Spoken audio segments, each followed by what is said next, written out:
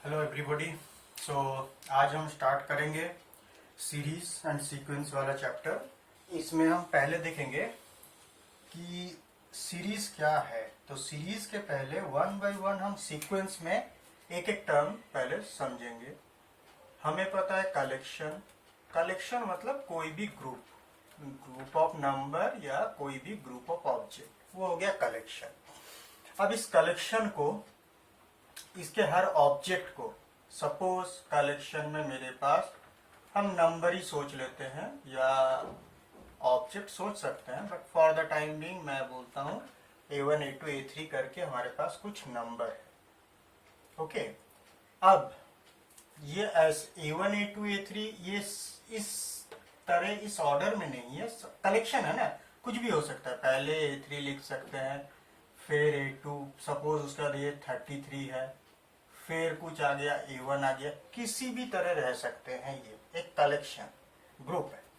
अब इसको अगर हम ऑर्डरली एक के बाद एक, अगर हम ऐसे इसको जैसे क्यू बनाते हैं ना, सो वैसे हम एक क्यू बना रहे हैं, सपोज ऐसे चलता रहेगा। वहां हमें पहले फर्स्ट कौन खड़ा है उस क्यू में वो पता है।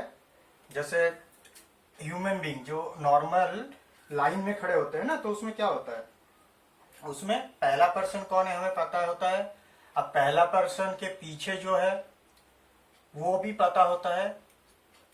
इसके बाद कौन है, सबको याद रखना होता है कि मेरे सामने ये है, पीछे ये है, क्योंकि सामने वाला समझो कभी क्यू से निकल के गया, उसके बाद और कोई बीच में आ जा सकता है, तो इसीलिए हम लोग उसको अलाउ करते हैं जो कि सपोज पहले से था, वो बाहर गया फिर वापस आया। मतलब अगर पहले वाला पता है हमें तो सेकेंड वाला पता है तो थर्ड वाला, ऐसे हम डिसाइड कर सकते हैं कि कौन किसके बाद है। तो बेसिकली हम ये कह सकते हैं इन शॉर्ट कि कलेक्शन में जितने ऑब्जेक्ट थे या जो नंबर थे, उनको अगर हम एक के बाद एक कोई एक स्पेसिफिक रूल फॉलो करके अगर हम एक के बाद एक अरेंज कर देते हैं तो उसे कहा जाता है सीक्वेंस। तो ये कलेक्शन था, उसको हम ऑर्डर में अगर कोई स्पेसिफिक रूल फॉलो करके अरेंज करें तो वो बन जाता है sequence. Specific rule, sequence has rule, इसमें एक रूल होगा। अब ये सीक्वेंस के बाद हम आते हैं, सीक्वेंस के बाद हम किस में आते हैं, प्रोग्रेशन, जो कि इस चैप्टर में, सीक्वेंस एंड सीरीज वाले चैप्टर में हम पढ़ेंगे दो टाइप के progression. Those are arithmetic progression and geometric progression. अब प्रोग्रेशन क्या होता है, सो वहां आते हैं।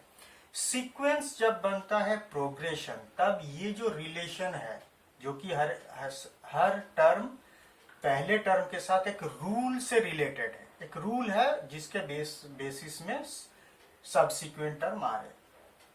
तो वो रूल अगर स्पेसिफिक एक पैटर्न के टाइप का हो, तब इस टर्म को, या ये जो टर्म्स है ना सारे, इनको हम कह सकते हैं प्रोग्रेशन। ओके, सीक्वेंस बन जाता है तब प्रोग्रेशन। सो सीक्वेंस मतलब स्पेसिफिक नंबर्स होते हैं जो कि एक रूल फॉलो करते हैं। अब रूल बहुत तरीके के हो सकते हैं। जब रूल एक स्पेसिफिक पैटर्न हो, पैटर्न मतलब क्या होता है, पैटर्न मतलब कोई भी है, समझो थर्ड एलिमेंट A3 है, सपोज nth एलिमेंट हम an लिखते हैं, तो वो पैटर्न मतलब समझो 2n+1। n मतलब n1 मतलब क्या, फर्स्ट ऑब्जेक्ट, n2 मतलब सेकेंड ऑब्जेक्ट या सेकेंड एलिमेंट A2। जब n3 होता है तब क्या होता है, थर्ड एलिमेंट। तो सपोज एक जनरल एलिमेंट हमने लिया an, उसका एक पैटर्न है कि 2n² + 1 या 2n+1, किसी भी एक पैटर्न में वो नंबर आ रहा है। जैसे अगर एग्जांपल हम ले, सपोज पहला अगर हम नंबर ले 3, सेकेंड नंबर हम लेते हैं सपोज 9, फिर एक लेते हैं 19। सो अगर ये देखें, ये सारे जो नंबर है ना इस टाइप के, वो 2n² + 1 इस पैटर्न को फॉलो कर रहा है। बिकॉज a1 कैसे मिला हमें, यहाँ पे n है तो n के जगह 1 पुट करो, सो a1 फर्स्ट एलिमेंट हमें मिलेगा। ये कुछ नहीं है, ये सब एक सिंबल है जिससे nth टर्म को इंडिकेट किया जाता है। तो फर्स्ट टर्म हमें निकालना है, तो n के जगह बोथ साइड 1 पुट करो, तो क्या आता है 2 × 1² + 1 = 3 फर्स्ट टर्म।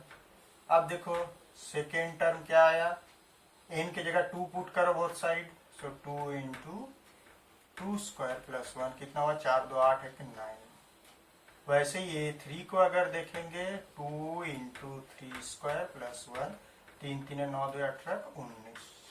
सो हम देख रहे हैं एक पैटर्न n = 2n² + 1। ये nth टर्म का जो वेरिएबल है या nth टर्म जो है वो n क्या है, n इज नेचुरल नंबर, 1 2 3 4 कुछ भी हो सकता है। सो वो n का वैल्यू के ऊपर डिपेंडेंट है और n से हम एक्सप्रेस कर सकते हैं n को। सो n का जो वैल्यू, n मतलब कोई भी एक टर्म, एक पैटर्न, इस पैटर्न में आ रहा है। सो इसीलिए ये प्रोग्रेशन, इसके सारे एलिमेंट क्या है, इन प्रोग्रेशन हम ये कह सकते हैं। बट जो प्रोग्रेशन में है वो सारे सीक्वेंस में हैं बाय डिफॉल्ट, ठीक है।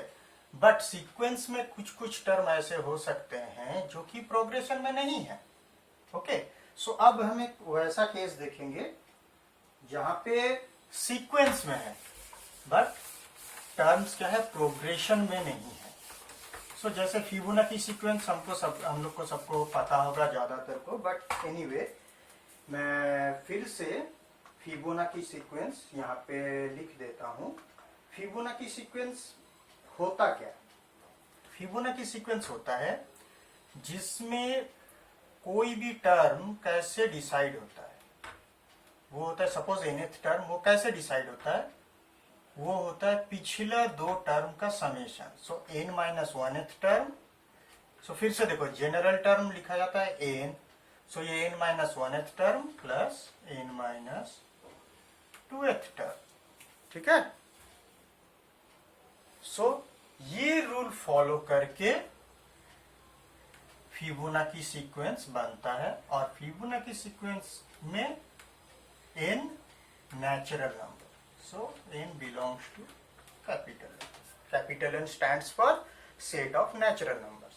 So यहाँ पे एक चीज, लेकिन यहाँ पे और एक क्राइटेरिया यहाँ पे ऐड करना पड़ेगा। किस लिए, सपोज n अगर 1 हो तो 1 मतलब a0 + a-1, सो a0 मतलब 0th टर्म, a-1 मतलब -1th टर्म, जो कि मीनिंगलेस है। सो इसीलिए a1 यहाँ पे n के जगह 1 पुट नहीं कर सकते। अगर 2 पुट करते हैं तो क्या आता है, 2 - 1 मतलब first term, that is okay. 2 - 2 0th term, so ये भी मीनिंगलेस है, सो 1 भी नहीं ले सकते।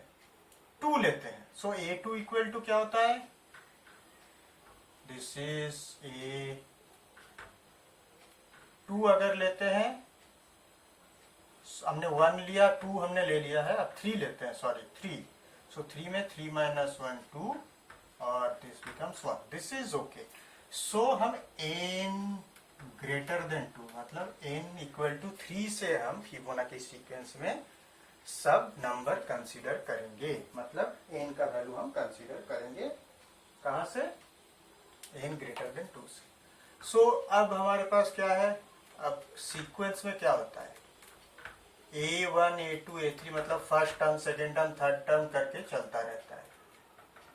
अब हमें यहाँ पे 2 से ऊपर पुट करना है, सो हम n = 3 पुट करेंगे। सो ये बनता है 3 पुट करने से a2 प्लस A1। सो A2 और A1 तो डिफाइन होना पड़ेगा, नहीं तो A3 हमें नहीं मिलेगा। सो फिबोनाची सीक्वेंस में A1 इज 1, A2 इज 1, ये दोनों डिफाइन ऑलरेडी किया गया है ऐसे ही। ओके, अब इसके बेसिस पे इस फॉर्मूला को यूज करके अदर टर्म्स कैलकुलेट होंगे। अब देखो अदर टर्म्स अपने आप कैलकुलेट हो जाएंगे, एक रूल आ गया ये। सो A3 क्या बन जाएगा, A2 प्लस A1, पिछले दो का एडिशन, A3 आ गया। अब A4 आएगा, A4 का पिछला एडिशन A2 A3 का एडिशन 3 आ गया। अब इसके बाद वाला टर्म A5 3 2 आ जाएगा 5, इसके बाद 5 3 करेंगे 8, 5 8 करेंगे 13, ऐसे चलता रहेगा।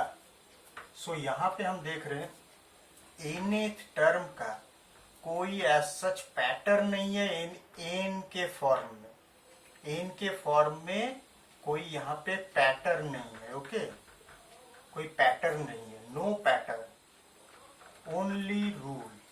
यहाँ पे पैटर्न नहीं है, इसे हम पैटर्न नहीं कहते, ये एक रूल है जो कि हम मैथमेटिकली लिखे हैं, but this is a rule. Pattern होगा जहां पे n को चेंज करेंगे तो a मिल जाएगा, दूसरा nth टर्म मिल जाएगा।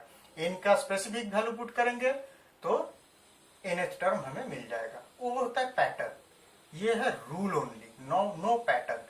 तो इसे कहा जाता है फिबोनाची सीक्वेंस। हमने फिबोनाची प्रोग्रेशन कभी भी नहीं सुना है। दीज terms या these numbers are in Fibonacci sequence, not Fibonacci progression.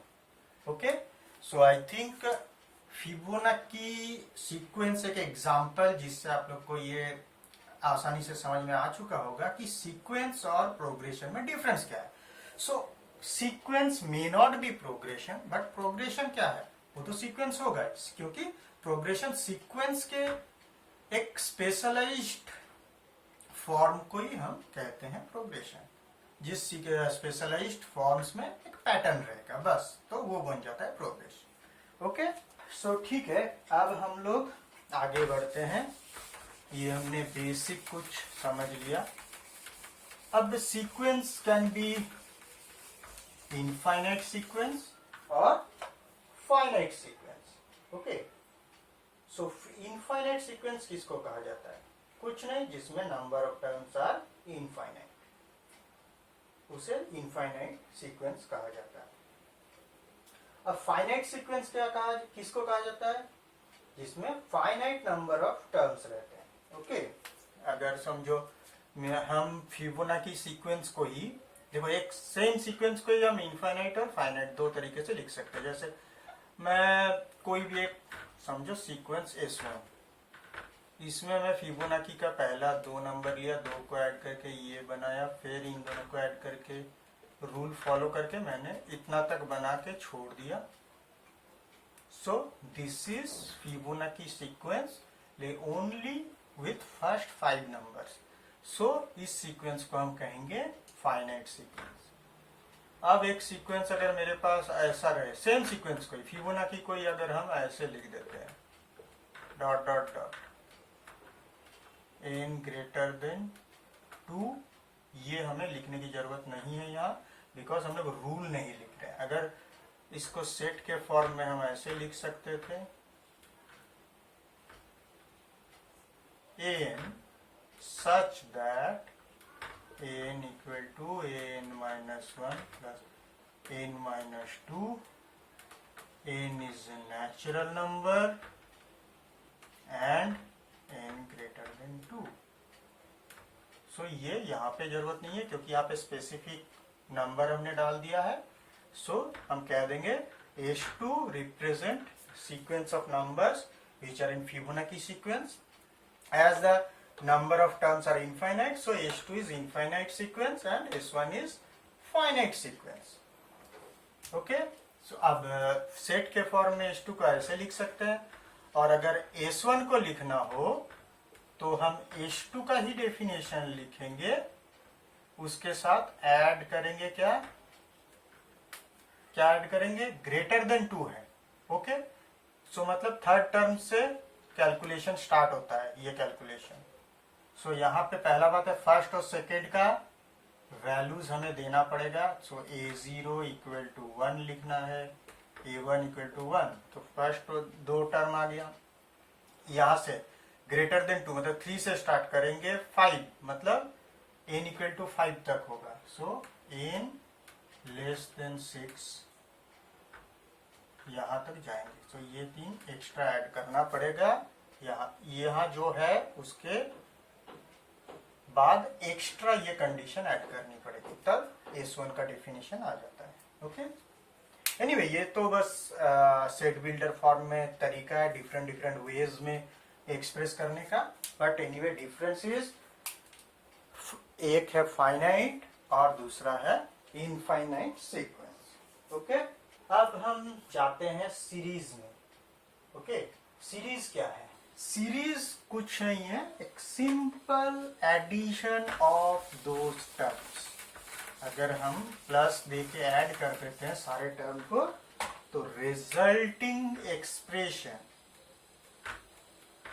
a1 plus a2 plus a3 कर देते हैं, तो इसको कहा जाता है, दिस इज कॉल्ड, ये जो एक्सप्रेशन है, देखो इसको सीरीज नहीं कहा जाता है, S is summed result, but this expression is series. Series किसको कहा जाता है? ये थोड़ा एक माइन्यूट डिफरेंस है, लेफ्ट हैंड साइड इक्वल हो रहा है राइट हैंड साइड के, but left hand side is summed result. Okay, ये सम्ड रिजल्ट होता है, एडिशन के बाद जो रिजल्ट है वो है S। सो इसे हम सीरीज नहीं कहेंगे, सीरीज कहेंगे इसे। सो हम सीरीज तक पहुंच गए। अब एक्चुअल में घुसते हैं, सीरीज कितने टाइप के होते हैं। बट बिफोर दैट एक छोटा सा तरीका मैं कह देता हूँ सीरीज का। इतने सारे एडिशन जो है उसको एक जनरल वे में हम लिख सकते हैं, इसे कहा जाता है सिग्मा नोटेशन। सिग्मा इसका मतलब होता है सारे टर्म ऐड होंगे, सिग्मा मतलब एडिशन। सो इसमें क्या होता है, 1 से सपोज तुम्हें nth टर्म ऐड करने हैं इतने, अगर यहाँ पे सपोज इनफाइनाइट है तो n का वैल्यू इनफाइनाइट तक। मतलब क्या होता है, i1 पुट करो तो a1 आया, फिर सिग्मा प्लस होगा, फिर 2 पुट करो, फिर प्लस होगा, फिर 3 पुट करो, ऐसे चलते रहेगा। तो इसको इन शॉर्ट हम ऐसे लिख सकते हैं। अब हम देखेंगे कुछ सिंपल एग्जांपल के थ्रू से सीरीज हम समझेंगे। ठीक है, हम लोग के एनसीईआरटी बुक में जो एक्सरसाइज है 9.1, उसके लिए और ज़्यादा कुछ नहीं चाहिए, बस ये कॉन्सेप्ट जो हमने पहले देख लिया वो सफिशिएंट है। अगर nth टर्म का कोई फॉर्मेट दिया हुआ रहे लाइक दिस, और 2n-1/n+1, कोई कॉम्प्लिकेटेड फॉर्मेट भी रह सकता है, बट ये एक पैटर्न है जिसमें हम a1 n का जगह 1 2 3 4 पुट करके an का वैल्यू कैलकुलेट कर सकते हैं। So an will be a1 a2 a3। So terms मिल जाएगा हमें किसी भी सीक्वेंस का। ओके, बस यही इस चैप्टर में है, ज़्यादा कुछ है नहीं। सो ये एक्सरसाइज बहुत इजी है। इसके बाद जो 9.4 सेक्शन में स्टार्ट हुआ है वो है एक्चुअल प्रोग्रेशन। ओके, सो अब इसके बाद स्टार्ट होता है प्रोग्रेशन। सो नेक्स्ट लेक्चर से हम प्रोग्रेशन पे डिस्कशन करेंगे। फर्स्ट हम देखेंगे अरिथमेटिक प्रोग्रेशन, फिर जियोमेट्रिक प्रोग्रेशन। हमने आज के लेक्चर में सीक्वेंस समझा, प्रोग्रेशन समझा, ये भी देखा कि सीक्वेंस और प्रोग्रेशन में डिफरेंस क्या है। सारे प्रोग्रेशन सीक्वेंस हो सकते हैं बट सारे सीक्वेंस प्रोग्रेशन नहीं हो सकते हैं, उन दोनों में एक माइन्यूट एक डिफरेंस है। Okay, infinite sequence, finite sequence, ये बेसिक हमने समझा। फिबोनाची सीक्वेंस एक एग्जांपल है जो कि प्रोग्रेशन नहीं है। सो ये सब हमने देखा। सो नेक्स्ट लेक्चर में हम लोग एक्चुअल टॉपिक जो कि प्रोग्रेशन उसमें घुसेंगे। सो तब तक के लिए थैंक यू।